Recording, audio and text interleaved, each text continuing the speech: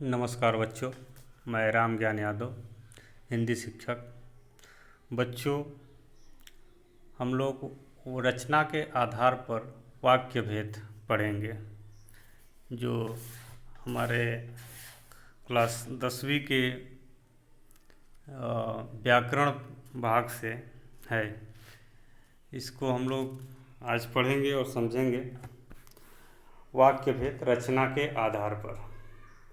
इससे पहले class 9th में आप लोगों ने अर्थ के आधार पर वाक्य भेद पढ़ा था। 10th में हम लोग रचना के आधार पर वाक्य भाग पढ़ेंगे, वाक्य भेद पढ़ेंगे। सबसे पहले हम ये जानेंगे कि वाक्य क्या होता है। तो शब्दों का ऐसा सार्थक और व्यवस्थित समूह जो किसी भाव या विचार को पूर्णतः प्रकट करता हो, वाक्य कहलाता है।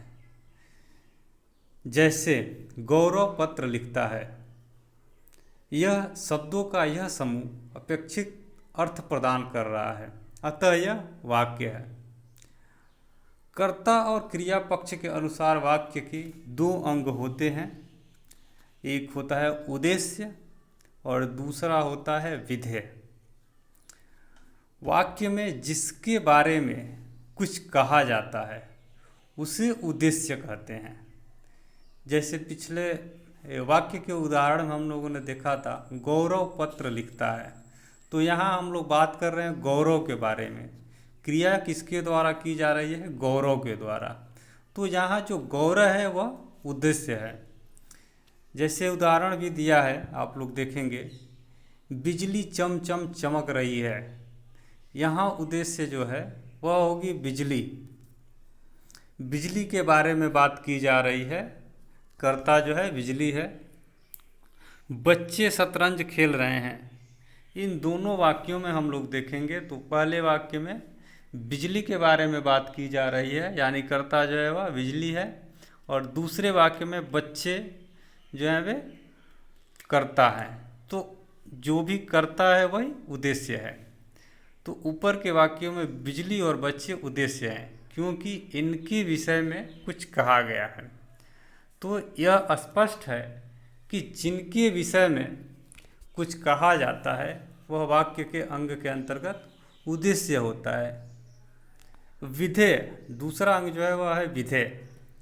उद्देश्य के बारे में जो कुछ भी कहा जाता है वह सब कुछ विधेय कहलाता है। इसे भी हम लोग पिछले उदाहरण में देखें, जो क्रिया हो रही है चमचम चमकने की जो क्रिया हो रही है वह बिजली द्वारा हो रही है, तो बिजली उद्देश्य है, और चम चम चमक रही है यह जो है विधेय है। शतरंज खेल रहे हैं यह भी उसी तरह विधेय है। अब आगे हम लोग देखेंगे, वाक्य को दो आधारों पर बांटा गया है, रचना के आधार पर और अर्थ के आधार पर। जो अर्थ के आधार पर आप लोगों ने 9वीं कक्षा में पढ़ा था, आज हम लोग वाक्य के आधार पर रचना के कितने भेद होते हैं इसको पढ़ेंगे। तो रचना के आधार पर वाक्य के कितने भेद होते हैं इसको हम लोग पढ़ेंगे। तो रचना के आधार पर वाक्य के 3 भेद होते हैं। पहला सरल वाक्य, दूसरा संयुक्त वाक्य और तीसरा मिश्र वाक्य। एक एक करके तीनों वाक्य के बारे में हम लोग जानेंगे। सरल वाक्य क्या होता है? जिस वाक्य में केवल एक ही क्रिया हो वह सरल या साधारण वाक्य कहलाता है। यानी जिस वाक्य में एक ही क्रिया हो रही हो और कर्ता एक से अधिक हो सकते हैं, लेकिन क्रिया एक ही होगी। जैसे उदाहरण दिया गया है, चिड़िया उड़ती है, श्रेयांश पतंग उड़ा रहा है, गाय घास चरती है। यहाँ हम लोग देख रहे हैं एक ही उद्देश्य है और एक ही विधेय है। तो यह जो है सरल वाक्य है। सरल वाक्य में जो है हम लोग और भी कह सकते हैं कि जिन वाक्यों में एक ही क्रिया होती है और एक या एक से अधिक कर्ता होता है वे सरल वाक्य या साधारण वाक्य कहलाते हैं। कुछ और उदाहरण हम लोग देख सकते हैं, बिजली चमकती है, वर्षा हो रही है, माँ ने खाना बनाया और राज ने भागते हुए लड़के को रोककर उससे भागने का कारण पूछा।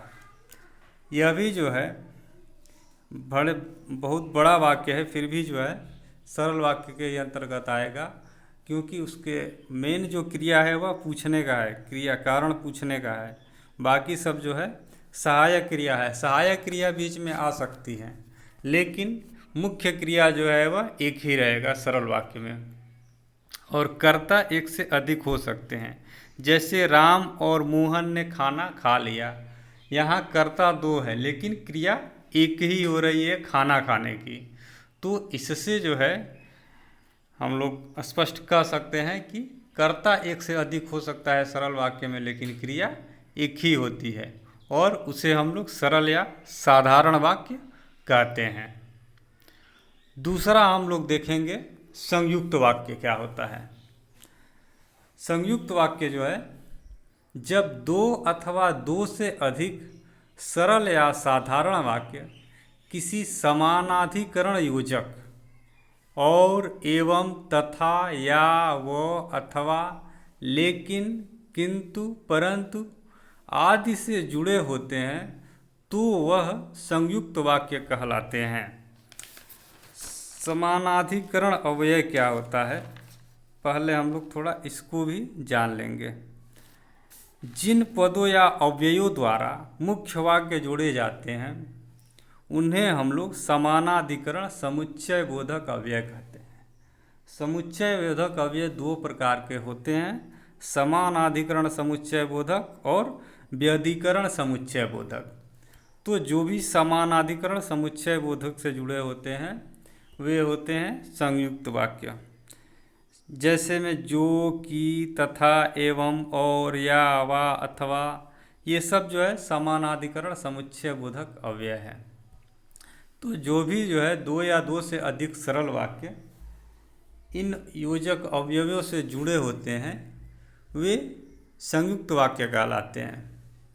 जैसे चंदन खेल कर आया और सो गया। यहाँ हम लोग देख रहे हैं दो वाक्य है, चंदन खेल कर आया और सोने की क्रिया भी जो है वह चंदन के द्वारा ही हो रही है।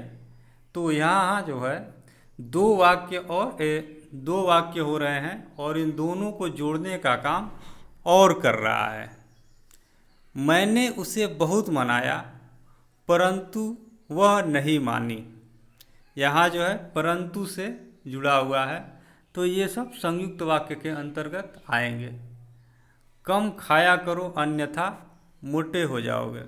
यहाँ अन्यथा से जोड़ा गया है, यह समानाधिकरण समुच्चय बोधक समानाधिकरण समुच्चय बोधक अव्यय है। तो यहाँ जो है हम लोग कहेंगे कि संयुक्त वाक्य है। आगे मिश्र वाक्य। जब दो अथवा दो से अधिक सरल या संयुक्त वाक्य किसी व्यधिकरण योजक यदि, तो, जैसा, वैसा, क्योंकि, इसलिए, यद्यपि, तथापि, कि आदि से जुड़े होते हैं तो वह मिश्र वाक्य या मिश्रित वाक्य कहलाता है। ऐसे वाक्य में एक प्रधान मुख्य उपवाक्य और एक या एक से अधिक आश्रित उपवाक्य होते हैं, और जो भी आश्रित उपवाक्य होते हैं वह इन्हीं ये व्यधिकरण योजक अव्यय से जुड़े होते हैं। जैसे यदि अधिक दौड़ोगे तो थक जाओगे। यहाँ यदि और तो ये जो है दोनों व्यधिकरण समुच्चय बोधक अव्यय है, और यह जो है इसे जोड़ रहा है, और दौड़ने की जो क्रिया है वह जो है आश्रित है। इस पर थक जाओगे, ये दौड़ने की क्रिया जो है वह प्रधान उपवाक्य है, और थक जाओगे आश्रित उपवाक्य। यद्यपि मैंने उसे बहुत मनाया तथापि वह नहीं माना। जैसा काम करोगे वैसा फल मिलेगा। क्षितिज ने बताया कि वह पटना जाएगा। तो यह सब हम लोग देख रहे हैं, ये मिश्र वाक्य के अंतर्गत आएंगे। तो जब भी दो या दो से अधिक सरल वाक्य या संयुक्त वाक्य हो जब वे इन व्यधिकरण समुच्चय बोधक अव्यय से जुड़े होंगे तो वह जो है मिश्र वाक्य कहलाएंगे। यह आप लोगों ने इसे आप लोग अच्छे से नोट कर लेंगे, यदि तो जैसा वैसा क्योंकि इसलिए यद्यपि तथापि कि आदि, और भी कुछ उदाहरण हम बताए थे लाइव क्लास में, सारे को देख लेंगे आप लोग। बाकी जो है अगले क्लास में हम लोग पढ़ेंगे। धन्यवाद बच्चों।